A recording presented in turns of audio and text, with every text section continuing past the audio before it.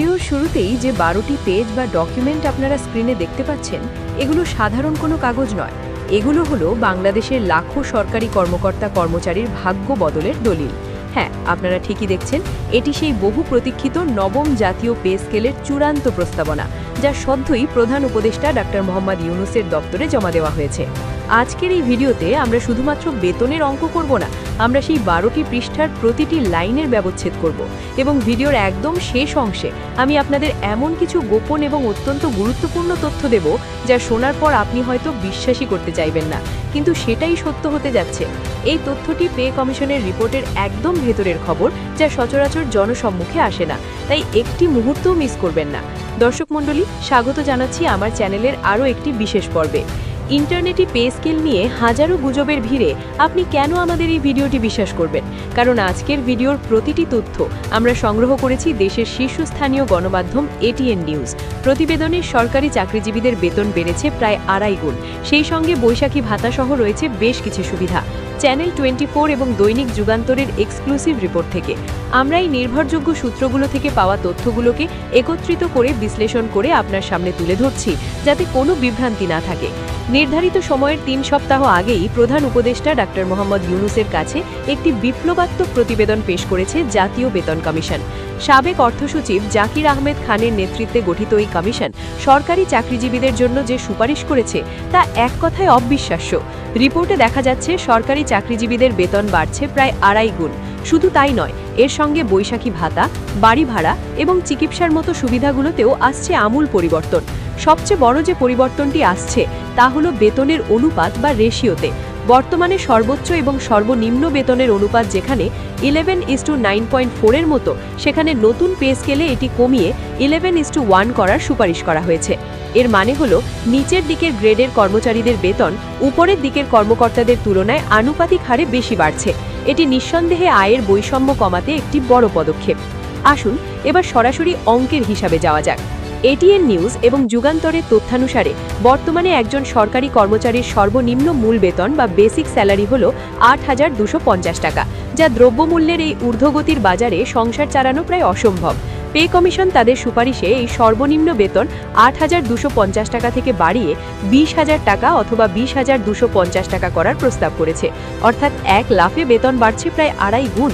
অন্যদিকে বর্তমানে সর্বোচ্চ মূল বেতন অর্থাৎ গ্রেড 1-এর কর্মকর্তাদের বেতন 78,000 টাকা।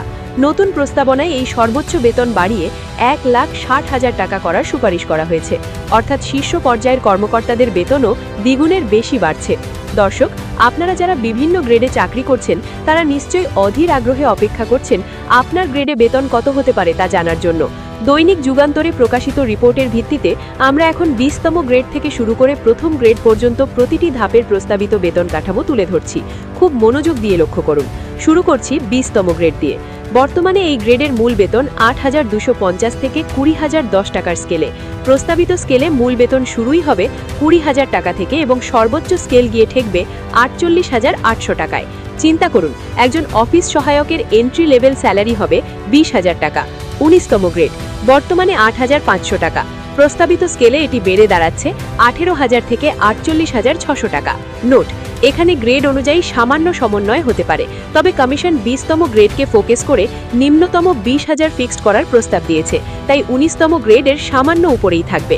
যুগান্তরের রিপোর্ট অনুযায়ী 19তম গ্রেডের প্রস্তাবিত শুরু 18,000 থেকে 48,600 বলা হলেও নিম্নতম বেসিক 20,000-এর নীতির কারণে এটি 20,500 বা তার বেশি হওয়ার সম্ভাবনা প্রবল। 18তম গ্রেড, বর্তমানে 8,800 টাকা। প্রস্তাবিত স্কেলে এটি বেড়ে হবে 18,300 থেকে 50,900 টাকা। 17তম গ্রেড, বর্তমানে 9,000 টাকা। প্রস্তাবিত স্কেলে এটি বেড়ে হবে 18,800 থেকে 53,200 টাকা। 16তম গ্রেড, বর্তমানে 9,300 টাকা। প্রস্তাবিত স্কেলে এটি বেড়ে হবে 19,200 থেকে 53,900 টাকা। 15তম গ্রেড, বর্তমানে 9,700 টাকা। প্রস্তাবিত স্কেলে এটি বেড়ে হবে 19,800 থেকে 55,200 টাকা। 14তম গ্রেড, বর্তমানে 10,200 টাকা। প্রস্তাবিত স্কেলে এটি বেড়ে হবে 20,500 থেকে 56,000 টাকা। 13তম গ্রেড, বর্তমানে 11,000 টাকা। প্রস্তাবিত স্কেলে এটি বেড়ে হবে 22,000 থেকে 56,700 টাকা। লক্ষ্য করুন, 13তম গ্রেড থেকেই বেতনের জাম্পটা বেশ বড় হচ্ছে। 12তম গ্রেড, বর্তমানে 11,300 টাকা। প্রস্তাবিত স্কেলে এটি বেড়ে হবে 22,000 থেকে 56,700 টাকা। 11তম গ্রেড বর্তমানে 12,500 টাকা। প্রস্তাবিত স্কেলে এটি বেড়ে হবে 25,000 থেকে 60,000 টাকা, অর্থাৎ বেসিক বেতন দ্বিগুণেরও বেশি হচ্ছে। দর্শক, আমরা এতক্ষণ 11 থেকে 20তম গ্রেড পর্যন্ত দেখলাম। এবার চলুন দেখি 10ম গ্রেড থেকে উপরের দিকের কর্মকর্তাদের বেতন কেমন বাড়ছে। 10ম গ্রেড বর্তমানে 16,000 টাকা। প্রস্তাবিত স্কেলে এটি বেড়ে হবে 32,000 থেকে শুরু করে 79,000 টাকা পর্যন্ত। 9ম গ্রেড বর্তমানে 22,000 টাকা। প্রস্তাবিত স্কেলে এটি বেড়ে হবে 45,000 থেকে শুরু করে 80,800 টাকা পর্যন্ত, অর্থাৎ একজন এন্ট্রি লেভেল ক্যাডার অফিসারের বেসিকই শুরু হবে 45,000 টাকা দিয়ে। 8ম গ্রেড বর্তমানে 23,000 টাকা। প্রস্তাবিত স্কেলে এটি বেড়ে হবে 47,000 থেকে 83,700 টাকা। 7ম গ্রেড বর্তমানে 29,000 টাকা। প্রস্তাবিত স্কেলে এটি বেড়ে হবে 58,000 থেকে 92,800 টাকা। 6ষ্ঠ গ্রেড বর্তমানে 35,000 টাকা। প্রস্তাবিত স্কেলে এটি বেড়ে হবে 71,000 থেকে 1,04,000 টাকা। 5ম গ্রেড বর্তমানে 43,000 টাকা। প্রস্তাবিত স্কেলে এটি বেড়ে হবে 86,000 থেকে 1,03,700 টাকা। 4র্থ গ্রেড বর্তমানে 50,000 টাকা। প্রস্তাবিত স্কেলে এটি বেড়ে হবে 1 লাখ থেকে 1,24,800 টাকা। 3য় গ্রেড বর্তমানে 56,500 টাকা। প্রস্তাবিত স্কেলে এটি বেড়ে হবে 1,13,000 থেকে 1,48,600 টাকা। 2য় গ্রেড বর্তমানে 66,000 টাকা। প্রস্তাবিত স্কেলে এটি বেড়ে হবে 1,32,000 থেকে 1,60,000 টাকা। এবং সবশেষে প্রথম গ্রেড বর্তমানে 78,000 টাকা ফিক্সড। প্রস্তাবিত স্কেলে এটি বেড়ে হবে 1,60,000 টাকা। শুধু বেসিক বেতন বাড়লেই তো হবে না, ভাতার খবর কি? এখানেই আছে বড় চমক। এটিএন নিউজের প্রতিবেদন অনুযায়ী বৈশাখী ভাতা নিয়ে বিশাল সুখবর রয়েছে। বর্তমানে মূল বেতনের 20% হারে বৈশাখী ভাতা দেওয়া হয়। নতুন পে স্কেলে তা বাড়িয়ে 50% করার প্রস্তাব করা হয়েছে, অর্থাৎ উৎসবের আনন্দ এখন হবে 2.5 গুণ বেশি।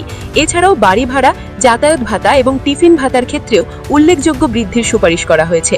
তবে উচ্চ পদস্থ কর্মকর্তাদের গাড়ির সুবিধা দিয়ে এবং জ্বালানি তেলের খরচে কিছুটা লাগাম টানার ইঙ্গিত দিয়েছে কমিশন। এবার আসি আমাদের শ্রদ্ধেয় পেনশনারদের কথায়, যারা সারা জীবন দেশের সেবা করে এখন অবসরে আছেন। তাদের জন্য এই পে স্কেল হতে পারে আশীর্বাদ। রিপোর্ট অনুযায়ী 1. যাদের মাসিক পেনশন 20,000 টাকার নিচে, তাদের পেনশন 100% বা দ্বিগুণ করার প্রস্তাব করা হয়েছে। 2. যাদের পেনশন 20,000 থেকে 40,000 টাকার মধ্যে, তাদের বাড়বে 75%। এবং 3. যাদের পেনশন 40,000 টাকার ওপরে, তাদের বাড়বে 55%। এর সাথে যুক্ত হচ্ছে চিকিৎসা ভাতা।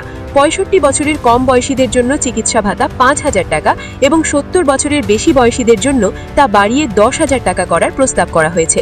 বর্তমানে এটি মাত্র 1,500 থেকে 2,500 টাকার মধ্যে সীমাবদ্ধ। সবই তো ভালো কথা, কিন্তু মুদ্রার উল্টো পিঠটাও তো আমাদের দেখতে হবে। চ্যানেল 24-এর একটি প্রতিবেদনে উঠে এসেছে এই বেতন বৃদ্ধির পেছনের অর্থনৈতিক চ্যালেঞ্জের কথা। এই বিশাল বেতন কাঠামো বাস্তবায়ন করতে সরকারের কোষাগার থেকে বছরে অতিরিক্ত প্রায় 1,60,000 কোটি টাকা ব্যয় হবে। বর্তমানে বেতন ভাতা খাতে ব্যয় হয় প্রায় 1,31,000 কোটি টাকা। নতুন স্কেল কার্যকর হলে তা দ্বিগুণ হয়ে যাবে। বিশিষ্ট অর্থনীতিবিদ ডাক্তার মুস্তাফিজুর রহমান এবং ডাক্তার খন্দকার গোলান মোয়াজ্জেম চ্যানেল 24-কে জানিয়েছেন, বর্তমান অর্থনৈতিক মন্দা, ডলার সংকট এবং উচ্চ মূল্যস্ফীতির সময়ে এই বিপুল ব্যয়ের বোঝা সরকার কতটুকু টানতে পারবে তা নিয়ে গভীর সংশয় রয়েছে। তাদের মতে, বেতন বাড়ালেই বাজারে জিনিসের দাম হু হু করে বেড়ে যায়, যা শেষ পর্যন্ত সেই বর্ধিত বেতনকেই গিলে ফেলে। আবার রাজস্ব আদায় যেখানে কাঙ্ক্ষিত মাত্রায় হচ্ছে না, সেখানে এই অর্থ আসবে কোথা থেকে? সরকার কি টাকা ছাপিয়ে বেতন দেবে? দিলে মূল্যস্ফীতি কোথায় গিয়ে ঠেকবে? দর্শক, ভিডিওর শুরুতে আমি আপনাদের বলেছিলাম একটি গোপন এবং অত্যন্ত গুরুত্বপূর্ণ তথ্য দেব। খুব মনোযোগ দিয়ে শুনুন। পে কমিশনের এই রিপোর্টটি ডক্টর ইউনুসের কাছে জমা দেওয়া হয়েছিল, কিন্তু ভেতরের খবর হলো এই পে স্কেল এক ধাপে বাস্তবায়ন না হওয়ার প্রবল সম্ভাবনা রয়েছে। বিশ্বস্ত সূত্রের খবর এবং অর্থনীতিবিদদের বিশ্লেষণ বলছে, অন্তর্বর্তীকালীন সরকার হয়তো নির্বাচনের আগে শুধুমাত্র মহার্ঘ ভাতা বা স্পেশাল ইনক্রিমেন্ট হিসেবে বেতনের একটি অংশ বাড়িয়ে দেবে, আর পূর্ণাঙ্গ পে স্কেল বাস্তবায়নের দায়িত্ব পরবর্তী নির্বাচিত সরকারের হাতে ছেড়ে দেবে। কেননা হুট করে 1 লাখ কোটি টাকা বাজারে ছাড়লে যে হাইপার ইনফ্লেশন বা অতি মুদ্রাস্ফীতি তৈরি হবে, তা সামাল দেওয়া এই মুহূর্তে অর্থনীতির জন্য আত্মঘাতী হতে পারে। তাই আপনি যদি ভাবেন আগামী মাস থেকেই দ্বিগুণ বেতন পাবেন, তাহলে আপনাকে একটু ধৈর্য ধরতে হতে পারে। রিপোর্ট জমা মানেই কিন্তু গ্যাজেট পাস নয়, এটি এখন অর্থ মন্ত্রণালয় এবং ক্যাবিনেট মিটিংয়ে যাচাই বাছাই হবে। পরিশেষে বলা যায়, নবম পে স্কেলের এই প্রস্তাবনা সরকারি চাকরিজীবীদের জন্য নিঃসন্দেহে স্বপ্নের মতো। 20,000 টাকা সর্বনিম্ন বেতন এবং 1,60,000 60,000 টাকা সর্বোচ্চ বেতন। শুনতে দারুণ লাগছে, কিন্তু এটি বাস্তবায়ন করতে হলে সরকারকে রাজস্ব আয়ের অলৌকিক কোনো পথ বের করতে হবে। আপনার কি মনে হয়, এই মুহূর্তে কি পূর্ণাঙ্গ পে স্কেল বাস্তবায়ন করা উচিত, নাকি দ্রব্যমূল্য নিয়ন্ত্রণ করা বেশি জরুরি? আর 20,000 টাকা বেতন কি বর্তমান বাজারের জন্য যথেষ্ট? কমেন্ট করে আমাদের জানান। পরবর্তী আপডেটে আমরা জানাবো কবে নাগাদ এই রিপোর্ট গ্যাজেট আকারে পাশ হবে।